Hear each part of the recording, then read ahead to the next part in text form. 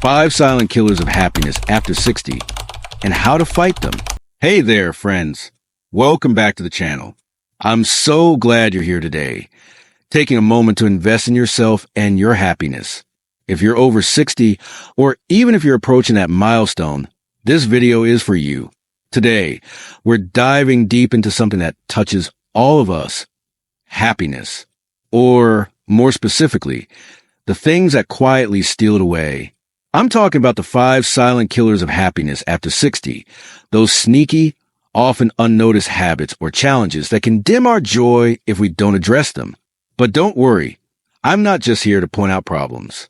For each one, I'll share practical, down-to-earth ways to fight back and reclaim your spark. You know, turning 60 is a big deal. It's a time when we reflect on our lives, our achievements, and the road ahead. Maybe you're enjoying retirement, spending time with grandkids, or finally tackling a hobby you've always wanted to try. But let's be real. Sometimes life throws curveballs that make it harder to feel that deep, lasting happiness we all crave. I've been there, and I've talked to so many folks who feel the same. That's why I'm sharing this with you today, like a friend sitting across the table, maybe with a cup of coffee in hand, just talking heart to heart. Before we dive in, if you find this video helpful, please give a thumbs up and hit that subscribe button. It means the world to keep this community growing, and I'd love for you to join us. All right, let's get started with the first silent killer of happiness after 60. Silent killer number 1, social isolation. Let's start with something that creeps up on so many of us: social isolation. As we age, life changes. Maybe your kids have moved away, old friends have drifted, or you retired and lost that daily connection with coworkers. Suddenly, you realize you're spending more time alone than you'd like. And here's the thing: loneliness isn't just about feeling a bit blue. It's a silent killer of happiness that can affect your mental and physical health. Studies show that chronic loneliness can increase the risk of depression, anxiety, and even heart disease. It's like a heavy blanket that smothers your joy. I'll never forget my neighbor, Tom, a retired teacher in his late 60s. Tom was the kind of guy who always had a story to tell, but after he lost his wife, he started staying home more. He stopped coming to neighborhood barbecues, and his porch, once full of laughter, got quiet. One day, I invited him over for a simple Sunday brunch, and he admitted he'd been feeling lost without his old social circle. That brunch was a turning point for him, but it showed me how easy it is to slip into isolation without realizing it. How to fight it: the good news, you can rebuild those connections, and it doesn't have to be complicated. Start small. Call an old friend just to catch up. Don't wait for them to call you. Join a local group, like a book club, a walking group, or a class at the community center. Even volunteering a few hours a week can introduce you to new people who share your interests. And don't underestimate the power of technology. Video calls with family or joining online forums can keep you connected, especially if mobility is an issue. Key is to take that first step, even if it feels awkward. Happiness thrives on connection, and you deserve to feel that warmth of community again. Silent killer number 2, negative self-talk. Next up is something we all do but rarely talk about: negative self-talk. You know those little voices in your head that say, "I'm too old for this," or "I'm not as sharp as I used to be." After 60, it's easy to fall into a trap of focusing on what you can't do instead of what you can. Maybe you look in the mirror and notice new wrinkles, or you feel frustrated when you can't keep up with your grandkids like you used to. That negative self-talk chips away at your confidence and, over time, your happiness. I had a client once, Linda, who was 62 and convinced she was past her prime. She'd stopped going to her painting class because she told herself she wasn't talented enough compared to the younger artists. But the truth? Her paintings were beautiful, full of heart. It was her self-doubt holding her back, not her skills. When she started challenging those negative thoughts, she rediscovered her passion and even sold a few pieces at a local gallery. How to fight it? The first step is to catch yourself when you're being overly critical. Ask, would I say this to a friend? If the answer is no, it's time to reframe that thought. Instead of, "I'm too old to learn something new," try, "I'm excited to try something different at my own pace." Another great tool is gratitude journaling. Each day, write down 3 things you appreciate about yourself. Maybe it's your wisdom, your kindness, or even your sense of humor. Over time, this shifts your focus to the positive. And if you're really struggling, talking to a therapist or counselor can help you untangle those thoughts. You're not too old to shine. You're just getting started in a new chapter. Silent killer number 3, lack of purpose. Number 3 is a big one, lack of purpose. When you were younger, maybe your purpose came from raising a family, building a career, or chasing big goals. But after 60, retirement or life changes can leave you feeling like you're drifting. Without a sense of purpose, it's easy to feel empty, like you're just going through the motions. That's a silent killer, because happiness often comes from knowing you're making a difference, no matter how small. Take my friend Sarah, for example. After retiring from her job as a nurse, she felt aimless. She missed helping people. Then, she started volunteering at a local animal shelter, walking dogs a few times a week. It wasn't a big commitment, but it gave her a reason to get up in the morning. She told me, "I didn't realize how much I needed that until I found it."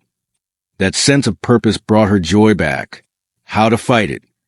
Finding purpose doesn't mean you need to save the world. Think about what lights you up. Maybe it's teaching a skill to your grandkids, like cooking or gardening. Or maybe it's volunteering for a cause you care about, like literacy programs or food banks. Even hobbies can give you purpose. Writing your life story, painting, or starting a small garden. Ask yourself, what makes me feel alive? And take one small step toward it. Purpose doesn't have to be grand. It just has to matter to you. And when you find it, happiness follows. Silent killer number 4, physical inactivity. The 4th silent killer is physical inactivity. Now, I'm not saying you need to run a marathon or hit the gym like a 20-year-old, but staying active is crucial for your mood and energy levels. When we stop moving, our bodies and minds suffer. Sedentary lifestyles can lead to fatigue, aches, and even depression, which all drain happiness. Plus, staying active keeps you independent, which is a huge part of feeling good about life. I remember my Uncle Joe, who was 67, and used to spend most of his days watching TV. He'd complain about feeling stiff and low energy. One day, his doctor suggested he try a gentle yoga class at the senior center. Joe was skeptical. He thought yoga was for young, bendy people. But after a few classes, he was hooked. He felt stronger, slept better, and even started smiling more. It wasn't about becoming a fitness guru. It was about feeling alive in his own body. How to fight it? Find movement you enjoy and start small.